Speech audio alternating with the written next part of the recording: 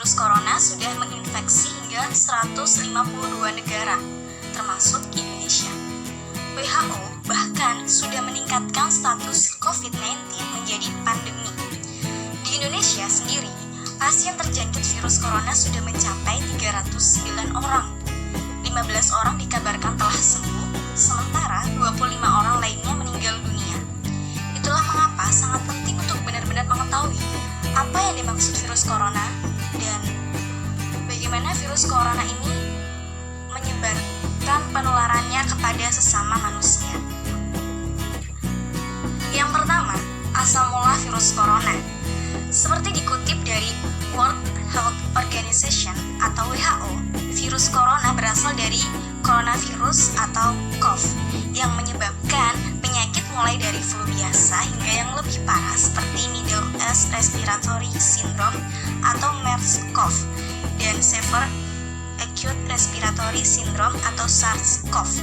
Sedangkan untuk novel coronavirus atau nCoV adalah jenis baru yang belum diidentifikasi sebelumnya pada manusia. Virus corona merupakan zoonosis, artinya ditularkan antara hewan dan manusia. Menurut penyelidikan yang telah dilakukan, SARS-CoV ditularkan dari kucing luwak atau yang lebih dikenal dengan musang ke manusia dan MERS-CoV dari unta ke manusia. Namun, beberapa virus corona juga dikenal beredar pada hewan-hewan yang sebelumnya belum pernah menginfeksi manusia. Lalu, bagaimana sih ciri-ciri terinfeksi virus corona? Jadi, apa yang dimaksud virus corona sebenarnya dan kapan seseorang bisa dikatakan terjangkit virus tersebut? Gejala infeksi virus corona sendiri cukup sulit dilihat pada awalnya. Hal ini dikarenakan tidak semua orang yang sudah terinfeksi akan langsung memperlihatkan gejala-gejala awal dari virus corona. Dibutuhkan 2 hingga 14 hari sampai orang yang sudah terinfeksi tersebut mengeluarkan tanda atau ciri-ciri virus corona. Selama tenggang waktu tersebut, bisa saja orang-orang yang terinfeksi tanpa sadar menularkannya kepada orang lain. Inilah mengapa sangat penting untuk mengisolasi diri di dalam rumah terlebih dahulu selama kurang lebih 2 minggu.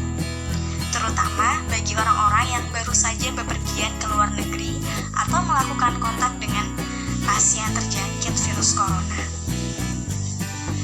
Agar lebih paham mengenai apa yang dimaksud virus corona dan gejalanya, berikut ini beberapa ciri-ciri orang yang terinfeksi virus corona dengan tingkat yang lebih rendah seperti dikutip dari CDC.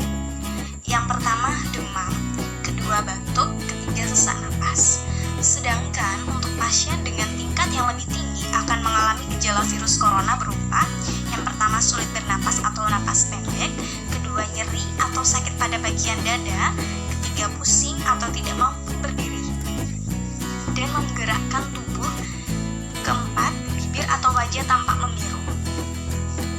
Jika merasakan gejala-gejala virus corona seperti yang telah disebutkan di atas, terutama pasien dengan tingkat yang lebih tinggi, maka segeralah pergi ke dokter untuk mendapatkan perawatan medis.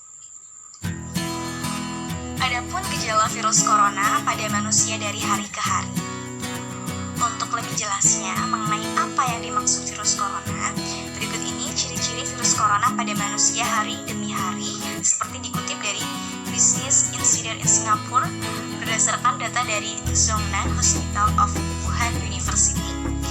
Hari pertama, pasien mengalami gejala virus corona berupa demam. Pasien mungkin juga mengalami kelelahan, nyeri otot, dan batuk kering. Sebagian kecil dari orang-orang tersebut mungkin juga mengalami diare atau mual selama 1 hingga 2 hari sebelumnya. Hari kelima, pasien mengalami gejala virus corona berupa kesulitan bernapas, terutama untuk pasien yang lanjut usia atau sesak napas, batuk, dan bersin. Demikianlah beberapa hal yang perlu kamu ketahui mengenai apa yang dimaksud virus corona.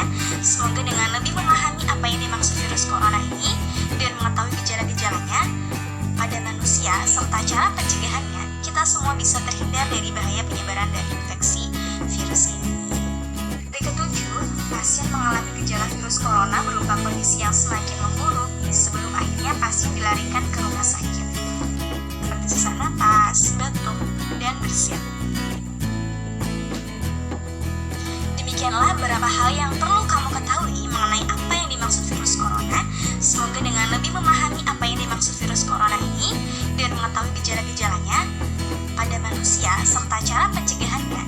semua bisa terhindar dari bahaya penyebaran dari infeksi virus ini.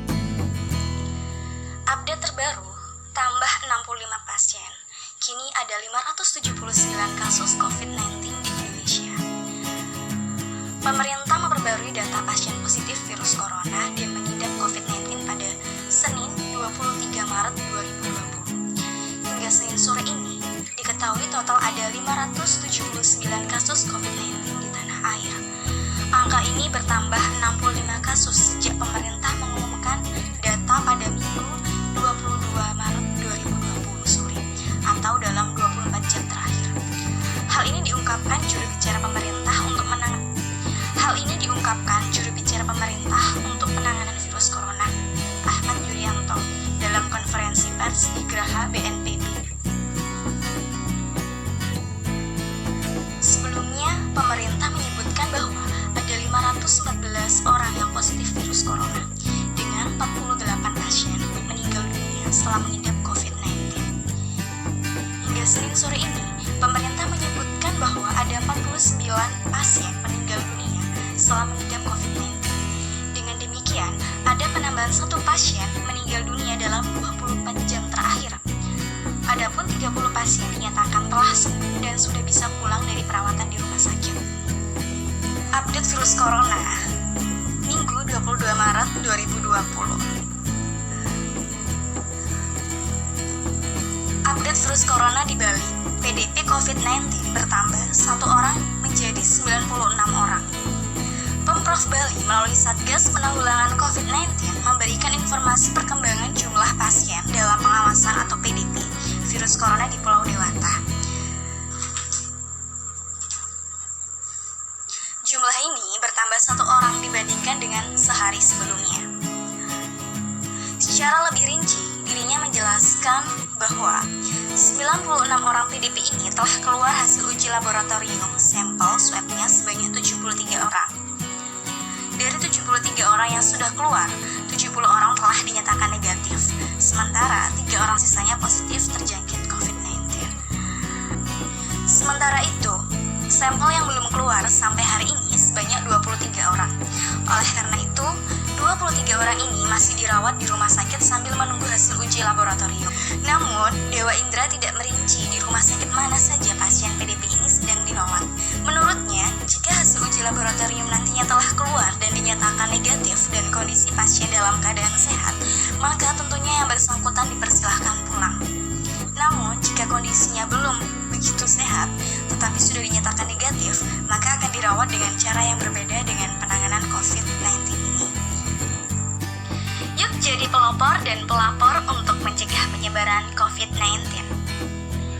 Mengapa harus berperan?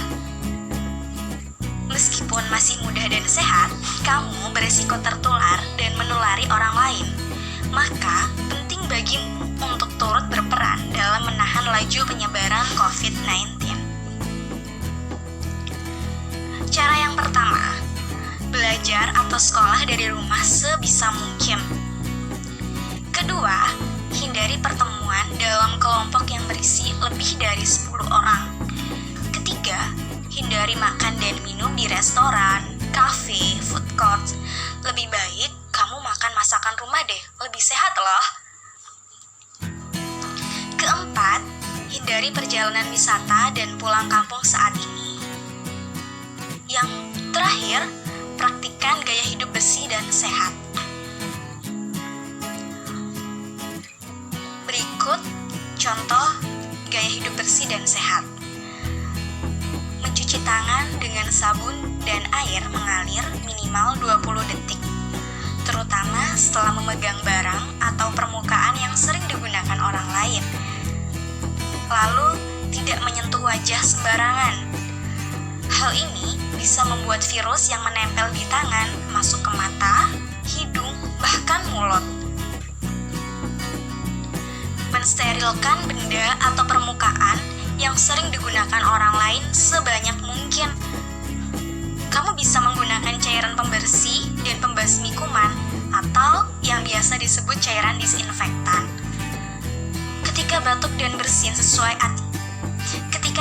bersin sesuai etika ya, gunakan tisu atau ujung siku bagian dalam untuk menutupi hidung dan mulutmu ketika bersin. Pelopor pencegahan penyebaran COVID-19, pelapor jika melihat seseorang terindikasi COVID-19. Pembuat kebijakan seharusnya menjadikan kesehatan masyarakat menjadi prioritas yang paling utama. Meskipun dampak dari wabah COVID-19 ini sudah masuk ke persoalan non-kesehatan. Diperlukan transparan agar dapat dipercaya oleh publik. Satuan Tugas Kesehatan adalah salah satu jembatan yang baik antara irisan pemerintah dan masyarakat sipil. Kedua elemen ini dapat bekerja sama dan saling mendukung demi tujuan menyelamatkan orang. Oleh sebab itu, pemerintah tidak dapat bergerak sendiri. Butuh kolaborasi penting termasuk antara pemerintah dan masyarakat sipil, yang di dalamnya terdapat banyak elemen dan profesi yang harus dipertimbangkan kapasitas keilmuannya masing-masing.